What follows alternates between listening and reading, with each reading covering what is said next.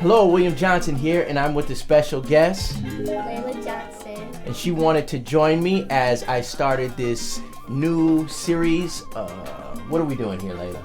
I don't know. You Studio tour. That's what we're doing. So the next few episodes, basically, I have my brother join me, and we are doing a Studio tour. That's right. So here we go.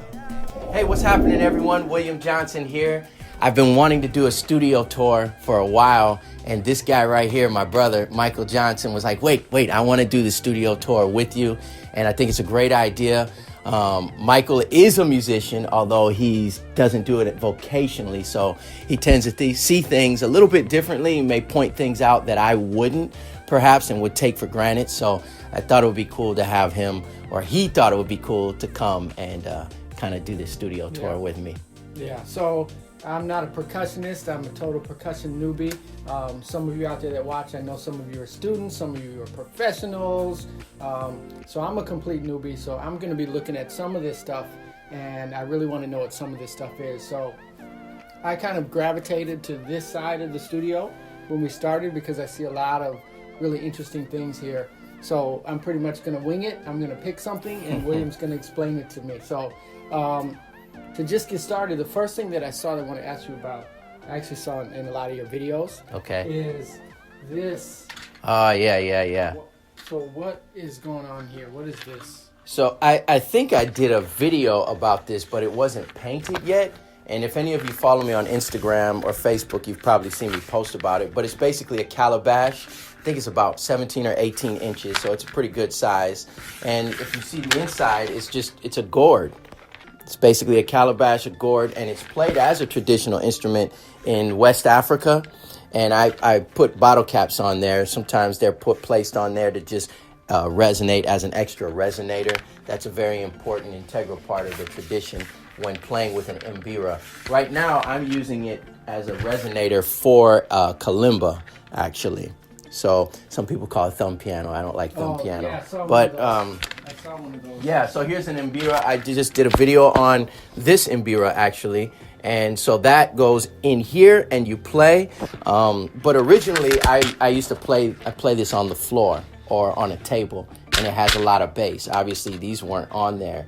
But this thing has bass like a kick drum. Okay. So what's going on in here? What is this for? that's to hold that in place. The kalimba, I actually made them for the kalimba. But yeah, a lot of players will have them, something like this inside, or just a twig, a stick, to hold that part, the top part of the mbira. And then they'll have a strap. So this is actually the top. And then the strap placed around them like this. And then they'll hold the mbira inside and play. So it gives it resonance. Yeah, it makes it louder, actually, too. Okay. So where is this? Because I've heard of calabash before, but only as the name of a restaurant. The calabash is an actual kind of like vegetable. Okay. I guess a fruit because of seeds, but it's grown in the ground, just like squash, pumpkin, except that it's really hard. Pumpkins are soft, but yeah, very thick. This thing is hard, almost like wood, but it's just grown in the ground. This is a huge fruit, basically. Okay. So this is from the same place this is from? Yes. Well, no, this style of mbira is actually from Zimbabwe. Okay. And then this will be from West Africa. But these are grown in the ground all over. Right. But just played perhaps traditionally more towards West Africa. But I'm not an expert when it comes to calabash playing, the history. So there may be a history of playing calabash and percussion in. So you play this in here. Do you hit this too or no? Not when you're playing with that. It's Okay. purely a resonator. Okay. Yeah. Okay. That's interesting. I think I saw another one. I think you did a video on it. Let me see. I probably can't get that thing off. Oh, yeah. That's I got it another off. kalimba. Okay. Oh, So- yeah. So this is another kalimba. This is a kalimba. This is like what many people call a westernized version of the mbira. Okay. And so like there's a couple videos right before this one where I talked saw about that, this. yeah. But this one's actually from West Virginia. Now, when this was designed, the kalimba, it was designed as a Western, with a Western scale so that people in the West will play these types of instruments. Yeah. And this just has less keys. Okay. So there's a lot of things here. I'll put that back over You can here. just put it on the. Yeah. So I know that when you're talking in your videos, a lot of stuff from Africa Oh yeah. here. But I notice over here, I think you talked about in a video before, there's a couple of different. Yeah. So the frame drums, we just call them frame drums because the depth is thinner or less than the actual circumference. Circumference is wider than the depth, anyways. So these are panderos, which I actually did a video on these as well from Puerto Rico. So yeah, they're coming up. They're traditionally played in a set of 3. So you have the large one, the middle sized one there here, and the requinto.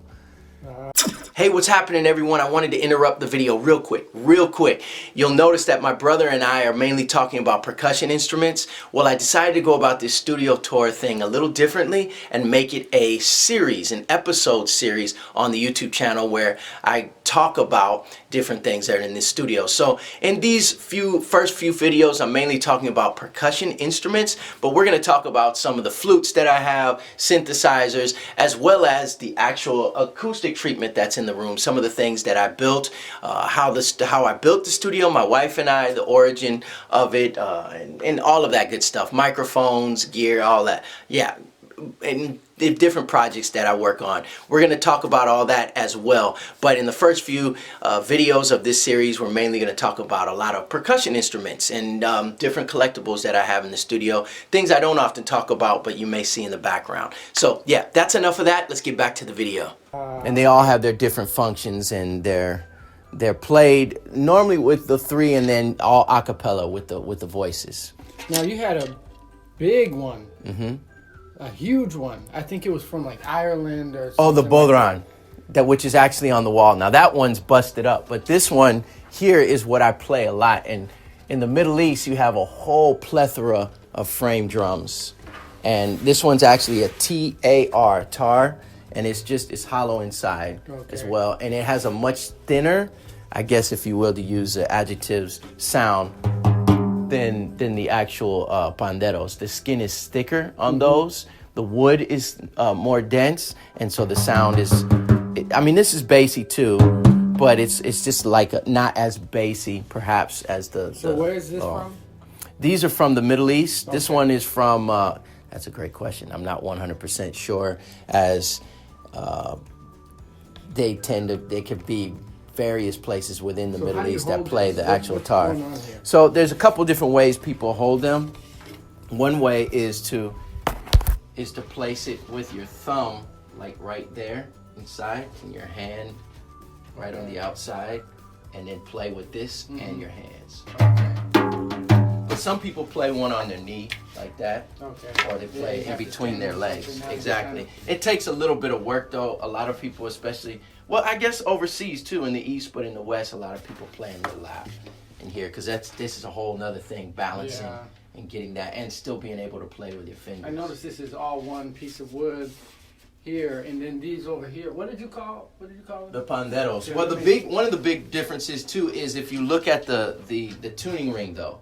So really, this is tuned on the inside as well, whereas this is tuned on the outside. So you notice these are all 3 of these you have are made of different pieces. And that's really the JN Pandero, the company, the gentleman down in Puerto Rico that made these. That's the way that he makes these. So there's an actual whole tradition of how panderos are made. But and this is actually a synthetic hand. This is not real skin. That is. Okay. So there's something that was really interesting that you talked about before. I don't know if you ever talked about in a video, but is this special? Oh yeah. Here, let me see if I'm tall enough to. Yeah, you got it. You're a lot taller than I am. Oh, okay. So yeah, this looks interesting. So my dad, we grew up in Southern California, and so my father, before he moved out here to North Carolina, one of his neighbors was a film grip in Hollywood, and he had a whole garage full of stuff, and he brought some stuff to my dad and said, "Hey Willie, I want you to have this. I think your son would like it." Wow. So this is actually has the date on it. Looks like October. Is that? I'm guessing that is October 4th, 1942. 20th Century Fox. And if you go back and look, So question. Okay. Have you ever tried to play this? No. Well, You I never tried it? I did try to blow on it, but It that's didn't not work going too good? well. Yeah, no. Yeah. I spent like when I first got it, I spent a while trying to figure it out and Google things and then blowing Yeah. on it and thinking, well, maybe if I hook it up to something, but see, it has this is why I was thinking this goes up and down. Yeah, So I'm yeah. thinking somebody was doing that. But anyways. They used what they had, probably. That would almost be the oldest thing in here, except for that big drum, and then there's a drum on the wall on the other What's side. older than this? So this is older. The big drum here is older. So this is 1942. That's 1942. This is early 30s. Okay. And then there's a drum on the other side of the studio, on the control side. Uh-huh. That's actually from the 20s, and that's that taiko-looking small drum From the there 20s? China. Yeah. So does that come off? Can you swing that around? Yeah. Can you swing that camera around? Okay. Yeah, that comes off. It's on a hook. So this, we don't have to take it off. Can you see this? Yep. So this is from the 20s? Yeah, that's my guess. It could be as late as the 40s, but most likely the 20s if you research when those were played. So like the drum set, before they were called trap set, we call them trap sets from contraptions. And when during the era of silent films, drummers would place drums like those on the drum set, and you can actually see the company the name is on there. And so looking by judging of the art and the era, I would have to say that's from the 20s. Wow. Yeah. So how did you get this? Where'd you get this? Antique store. Wow. Actually, Okay. a consignment place, kind of like an antique That's store. amazing. So it's just a 1920s drum hanging Yeah. out at an antique store somewhere. Yeah, yeah. Okay. Wow, that's amazing. So let's go back over here. Let's Okay. take a look back over here. So definitely probably one of the prettier clay drums. Oh yeah, yeah, yeah. This is my this thing here. yeah, and it has an interesting name too. I got that from my web developer. He's in Houston. Well, now he's down in Florida, but it's called a U-Bang. The company that makes them calls them that, and it's a mix. Let me see if I can get this right, between an udu and a gatam. So it's like a mixture between the West African udu drum and the East Indian gatam. Oh, okay, okay. Right. Okay. Yeah. So And this- it actually has a mic port and everything. I don't know if he still makes them. This company is still in business, but It's pretty. he was making quite a few of those in the early 2000s. It's pretty. Yeah. It actually makes me think of the that special place in North Carolina where they make all the pottery. Oh, yeah, yeah, yeah, yeah. 100 pottery places in one place. I think Yeah, some of them- Cameron, I believe it is. No, it's no. actually- You're right. More count going at Robbins and yes, yeah, I Some of those forget what they people call are it. fourth generation Yeah. potters. Yeah, it's pretty amazing. Here, let's let's be yeah, careful you with do this. it All right, so let's put this back up here. because I'm not buying another one of those. Yeah, it's so nice looking too. Yeah, the price tag was nice looking. Oh, look, check this out. Oh yeah, yeah. Most people know what this is. This thing is so loud. Yes, it is. This thing is insanely Yeah, loud. it would blow with the microphone. it would But this distort isn't it. a percussion instrument. No, it's not. That's a conch shell, Right. as it looks like, and it was actually smoothed out to be played. So there's a lot of culture on these. Yeah, a lot of, especially Polynesian culture, but also people use these for lighthouses. Before you could get different sounds, and technology-wise, you could blow it if the ships are coming in really foggy day. Then that could let them know, where there's a It's lighthouse. amazing how loud this thing Yeah, is. sound It's carries forever. It's ridiculous how loud Yeah. this. And I think this thing has like an E. It plays in. Yeah, it's E, like right? E. I think it was like E flat. Yeah, I think so. I Yeah. think so. All right, so let's slide this back. This thing is kind of hiding. Back They here. play those in Puerto Rico a lot too. Do they? Yes, conch shells are played in Puerto Rico as Okay, well. so that's there. I don't know what this is. This looks like one- Christmas time, jingle bells, and Oh, I actually yeah, have it this- drilled out so you can place it on a hi hat. Oh, okay. Yeah. Did you make this or you? Bought did. This? You made this. Okay, that's cool. Yeah. Did you use this in one of your videos? Ooh, I don't think The so. Christmas video, maybe? No. This is hanging out back here. Yeah. There's a Okay. few things hanging out back there. So, one of the most interesting looking ones, I think, is this. Oh yeah, that's Oh a my tabla. gosh, why is it so heavy? That's the Dayan, or the small side of the Look at that. Eastern,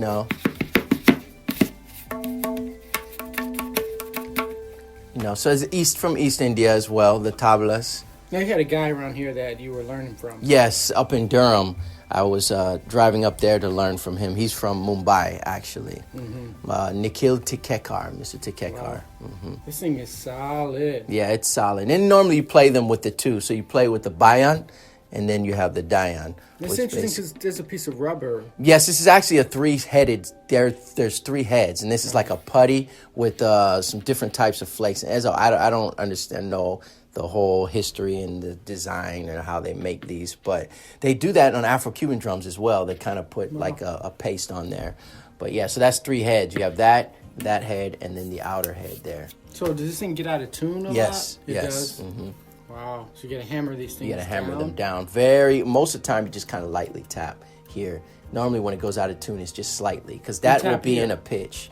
Yeah. You don't tap You here? can tap here, and that's going to be fine tuning. Oh, If you okay. tap here, you're going to be going way. Oh. There's actually a story about one of these and one of your nephews, my son. Yeah, it's up there. Yeah, he busted it. He broke it. That's okay. All That right. actually did a lot for my balance of knowing that, hey, you got stuff in here, you got kids. Yeah, It is yeah. what it is. This actually was one of my favorite instruments. Shekere, I rarely see this shekere, in any shekere. video. I don't think I'm going to grab it. Right. Are you able to see that thing up I there? can see it. That thing is loud. Yeah, yeah. It is amazing how much that thing fills the room. That's Puerto Rican, right? Well, that style is Cuban, but it's West African. Oh. Yeah, but when okay. you see that shape and that style, that has evolved in Cuba, and there's probably a lot more to it than that as But well. a lot of the African, when you talk about Puerto Rican, Cuban, and all that. Right, it's African just all slaves. kinda like Yeah, mixed it's the everywhere. diaspora. It's definitely African Everywhere. diaspora. Wow. Yeah. That's amazing. Now this here, I'm gonna move something out of my way here. Sorry. This is one of the William Johnson specials, isn't it? Willie Johnson specials. Our dad. Table mat. That's So a table mat. like 5, 7, 8, maybe 10 years ago, he took a bunch of these exotic table mats and took them apart and put them back together, like this one here. And he had like 5 of them. That one is so you could put it on your feet. Mm-hmm. These are where you can put it over your shoulder and play it, and it is. Can we see that? Yeah. Pick this. Okay. Yeah, Oh. Okay. yeah. So you hold this. So this is. Can you hold it so I can zoom in? So this was actually, he took it apart and restrung it so it could be That's amazing. played like that. Isn't that? This is a floor mat, Table mat. table mat. Yeah, placemat. That's like incredible. on the kitchen. Well, it's interesting because even though our dad made this, a lot of instruments probably that we play today were just made by. Oh, absolutely. They just The made something. cajon. Yeah, you name it. Well, I mean, this big old gourd that you picked up and asked me about. It's a similar thing. I mean, it's growing out of the ground. All right, so one of the things that's a little bit out there is that bowl. Oh, the singing bowl. A lot of people will be familiar with this, especially with yoga being so pervasive and popular, and even here in the West, right? Is the singing bowl. What's really interesting is I have a bunch of like little. You can't see it in the camera, but I have little Christmas like sleigh bells. But I just did that because they fell out of a bag. Oh, okay. But what's really cool is let me see if I can do it, because I'm not a really good singing bowl player. But the louder it gets, those little sleigh bell things are gonna start talking. Let's see if we can get them to do it.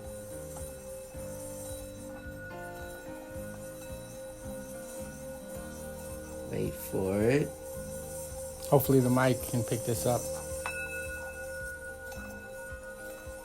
Okay, I'm not sure if I can do it now. Sometime Right. in this video, maybe at the end of the video, but when you play it and it gets really loud, they start sizzling. I used to be I pretty wanna good hear at that. it. I And it's wanna like, hear that. "Sss," and it sounds like 20 rattlesnakes are in this room. That's amazing. It was a total accident, fluke. It's pretty cool. But So a video, we're gonna have to do that. You're gonna have to record that yeah, I'll record for a that. video. It might be I'll do it for this video. Yeah, that would be nice You're gonna have to keep watching this video to the end Yes. to see if it's on to there. hear 100 rattlesnakes Some of them are just sizzling gonna skip to in the a end. bowl. All right. All right, so a friend brought you that. Yes. Yeah, your friend, our friend, brought me this talking drum. And I had been wanting to buy a talking drum, but he did buy me this. Where did he get this from? Ooh, that's a good question, because I'm guessing he was in Nigeria. But It wasn't Nigeria, it was he's one another- of those special guys, so I don't know where he was. Yeah. I remember he told me, and he picked it up from that place where these things are known for. Yeah, and then it was Nigeria. Okay. Yeah. But it's West African, so it could be Nigeria, but it could be neighboring countries as well. Yeah. Right? But I'm left-handed. And he brought you a shirt with the drum. So you need to wear the shirt when you play the drum. He brought me, what shirt He was that? did. Maybe I forgot to give it to you. You heard that here first. It's like...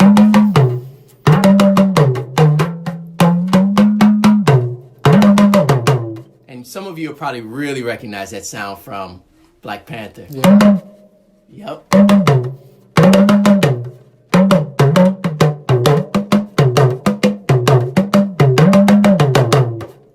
Yeah, that's cool. That's cool. You're gonna have to do a video. Yeah, just you kinda haven't done talking one? about- I haven't done. Wow. I've only done 2 ethnomusicology videos, and so getting ready to do more. But I don't know. You guys will have to tell me. Should I do talking drum? So tell me, because I think the video cut off. Tell Okay. me, where did you get that?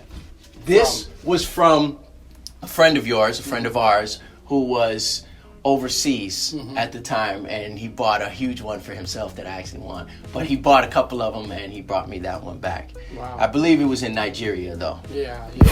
So that's amazing. Yeah. So let's talk about these cajons. Cajons. Okay. Yeah. So you have a relationship with the guy. Bonham Billy Cajons. Bonham. In fact, there's one right down here. This was my artist drum, so it has my name on there. This was I've been endorsing Bonham Cajons now for at least 10 years. Wow. Time goes by so fast. But yeah, this is like a 4th or 5th generation prototype, and it's an electric acoustic. It's got a pickup in it. But there's a video on the channel, actually. And he makes these. Yes, him and his sons, that's their company, North Carolina-based company. All wood. It's He takes a lot of pride. a lot of pride. I used to have it. I used to have a lot of them. I used to have over a dozen cajons, and I had at least 5 of his. So what is this? I'm gonna go behind the camera. Actually, I don't have to because it's on there. So you have a painted one. Yeah.